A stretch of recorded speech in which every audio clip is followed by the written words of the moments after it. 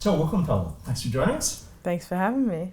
I wanted to go way back and talk about your earliest musical memories. Was there music in your house when you were really young? Not a lot. Sometimes in the car.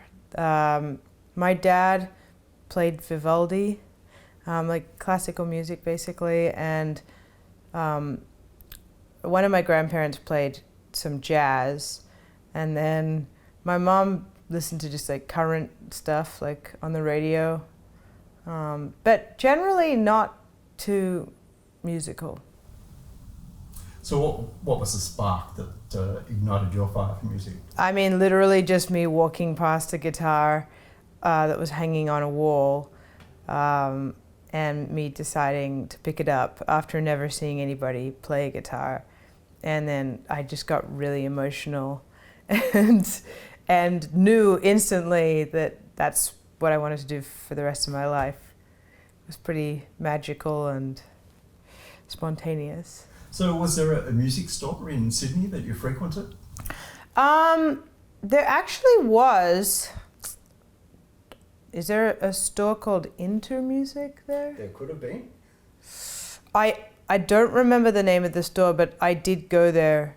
I mean, not like a lot, but maybe 10 times or something. Yeah. Yeah. So before you came over here to America, did you have mentors?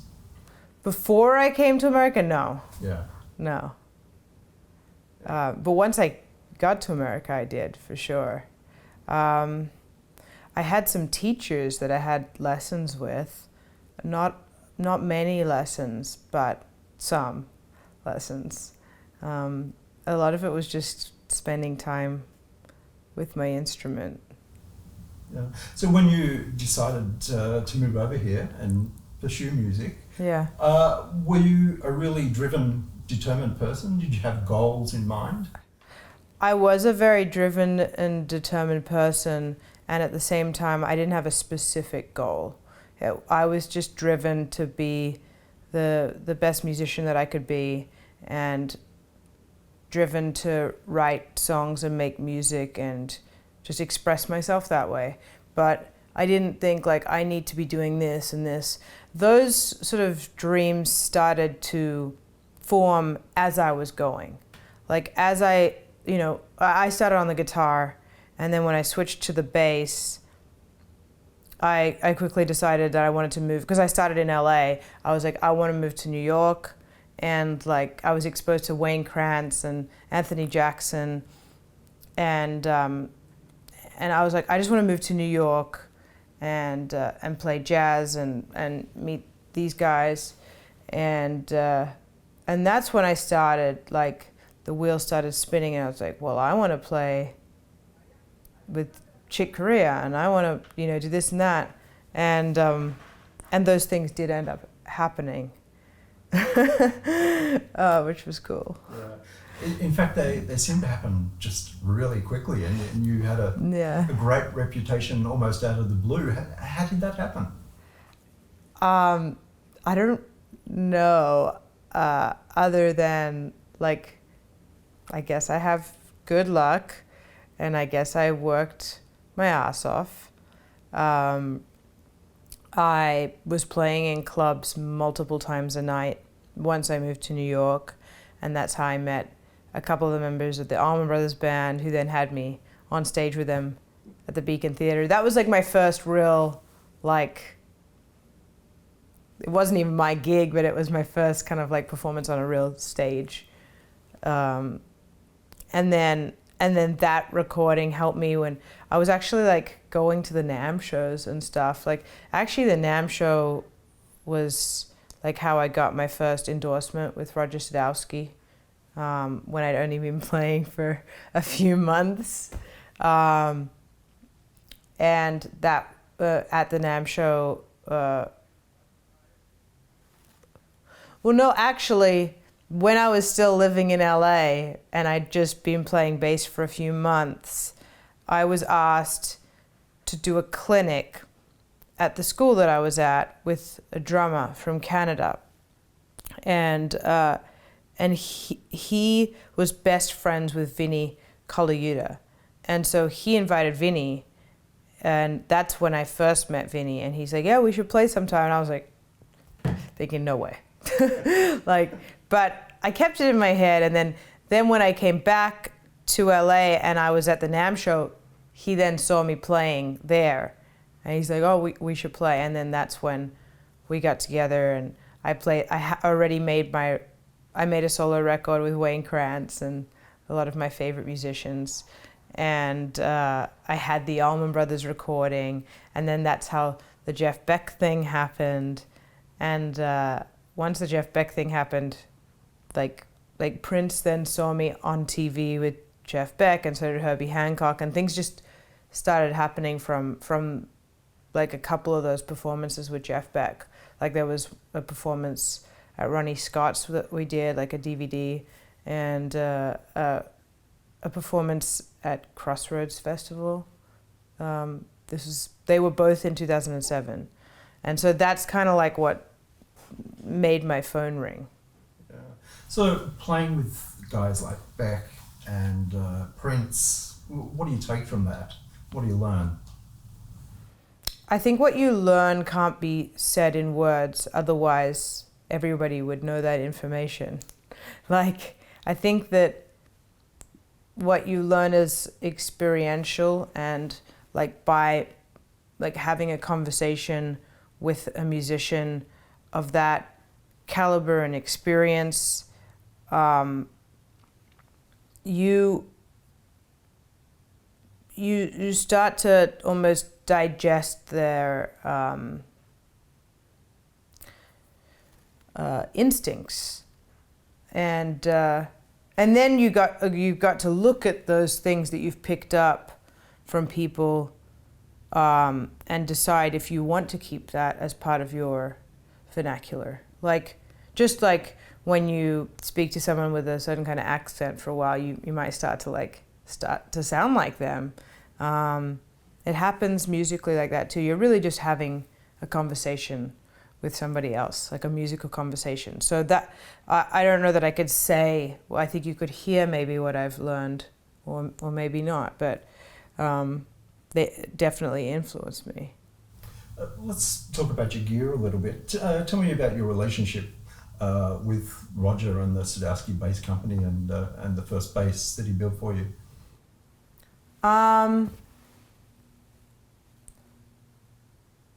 It was that 4-string that I played on like everything, that maple 4-string that I have. It was just right the first time. I think we may have shaved down the neck just a tad, but pretty much it was just a standard jazz bass that I just played the shit out of. Dragged everywhere with me. I hear funny stories sometimes from like distributors at the NAMM show, like, I remember when you were walking around dragging that bass everywhere you went. It's funny. It's literally the only bass I played for like 10 years. So did it take you long to find the combination of bass and amp? To find your tone? No, that happened like instantly too. Although my amp and bass aesthetic is much broader now. But at the time, my initial amp, which was with ABS, also happened at a similar convention, although it wasn't called, I forget what it was called. It was in New York. It may have only been for bass players, but it was like a mini NAMM show type thing, and the EBS rig was there, and I tried it, and I was like, yeah, this would be great. And, you know, I already know, like, Marcus, he was like one of the first people that like mentored me a little bit. I mean, even though we only got together like a couple times, but he was a really nice, kind human to me, and he was playing EBS. So I already knew, and I just liked it, and it worked for what I was doing at the time. Now, like, both bass-wise and amp-wise, it's really like a song-by-song choice, as opposed to like, I'm just going to play one amp and one bass. Now, especially for this album that I've just put out called Love Remains, I'm playing live, I play bass maybe 80 to 90% of the time on that material, because sometimes I play guitar and my guitarist will play bass. And most of that record is done on a P bass. It was actually Jackson Browne's P bass. I didn't have a P bass at the time, but now I have my own P bass. But yeah, most of that stuff was on a P bass. Under the Sun, I did on a Harmony, an H22, which I also take on the road with me. And then there's this one song called Haunted Love, which I play on a 5-string Sadowski, strung E to high C, and I put a capo on it because I like to use open strings, but it's just in a higher key. So those are the 3 basses I sort of go between live. When I'm at home in the studio, I have some EB2s that I really like. I have an EB2 and an EB3, and then I'm trying to think I have like an old Fender Jazz bass. That's pretty much like the collection of instruments that I play. When you have a great improvisational experience with other musicians on stage, do you remember the notes and the passages and take those ideas into the future, or are you just totally in the moment and don't remember much about it afterwards?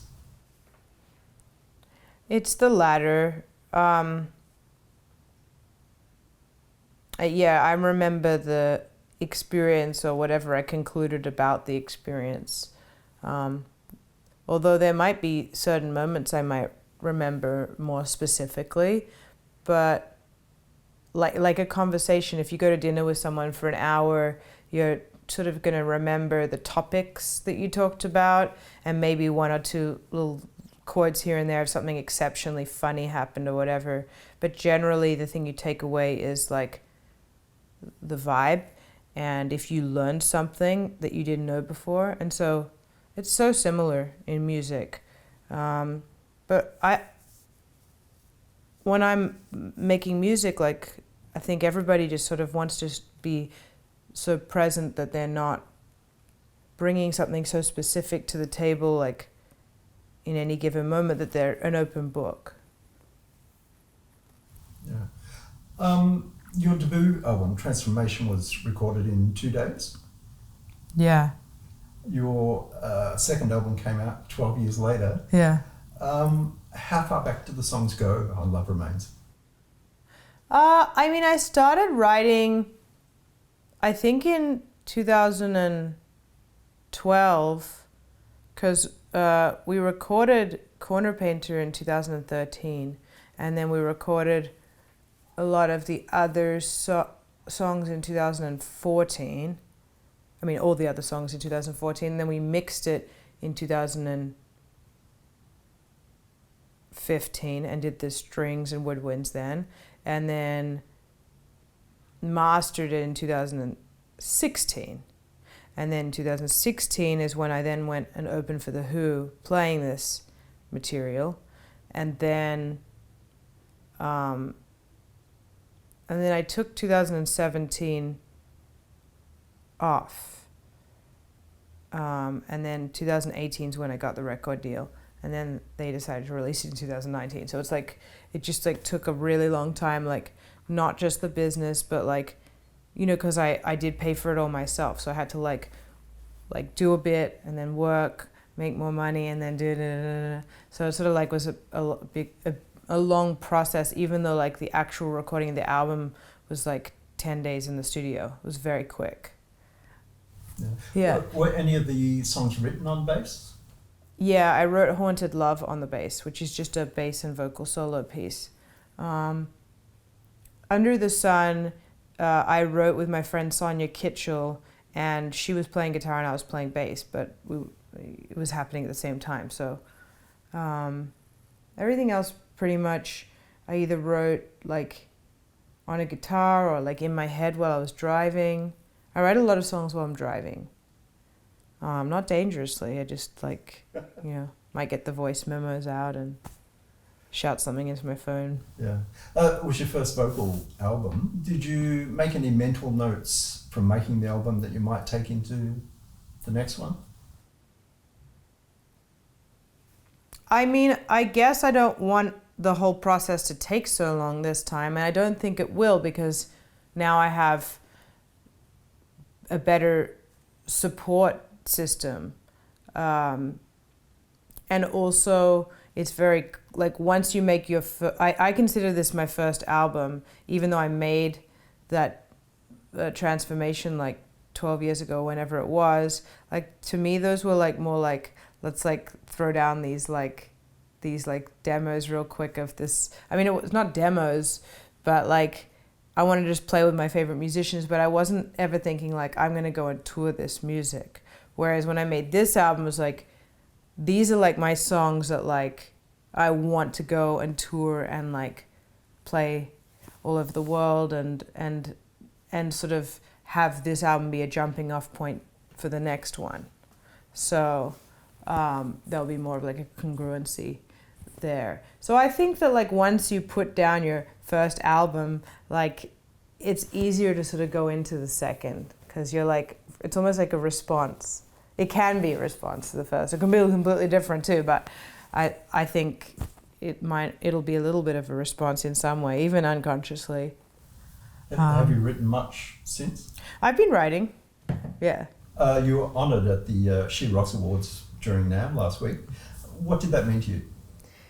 I mean, it meant a great deal that they were giving me this award, and also my speech covered a lot of ground about how I feel about being a female in the industry. I have a lot of complex feelings about that, as do, you know, many females in the business. And so I feel like I presented that well, and I thought through it a lot. I put a lot of time into that, and so it's hard to like summarize that, but I think if you can watch the speech, it'll be helpful to like any women out there that I guess might be curious about my experience. You are, whether you know it or not, or like it or not, an inspiration to a lot of female musicians. Is that something you're conscious of? Yeah, because they come up to me after shows, like when I'm doing merch signings and stuff, and they tell me. I see like a lot of younger girls that are playing in instruments. You're coming down to Bluesfest this year. Yeah. In April, and doing some side shows. Have you played Bluesfest before? No. I've never even been to Byron before, but I'm so excited. Like, I've always wanted to go there. And now I get to go to Byron and play Bluesfest. So I'm very excited. And what will it mean to you?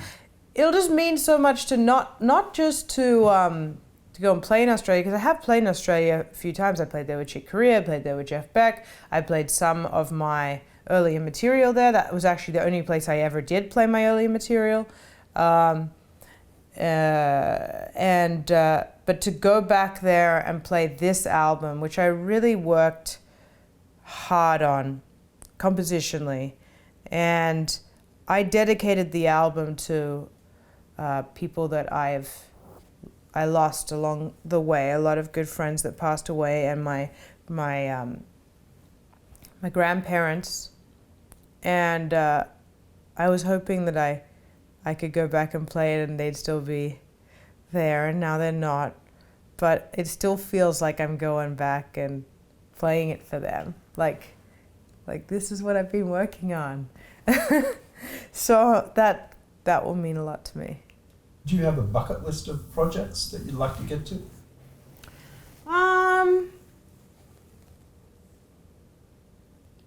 No, not really. No, I just sort of go with the flow. Yeah. Apart from Bluesfest, what else is going on for Tal Wilkenfeld in 2020? Well, I am working on new music, so kind of gonna write with some various people and see how that goes. I'm really just starting that process. So I'm excited. And obviously I'll be touring more. I'm gonna go to Europe in the summer and play America. So there'll be a lot more touring of this album. Tal Wilkenfeld, thanks for your time. Thank you.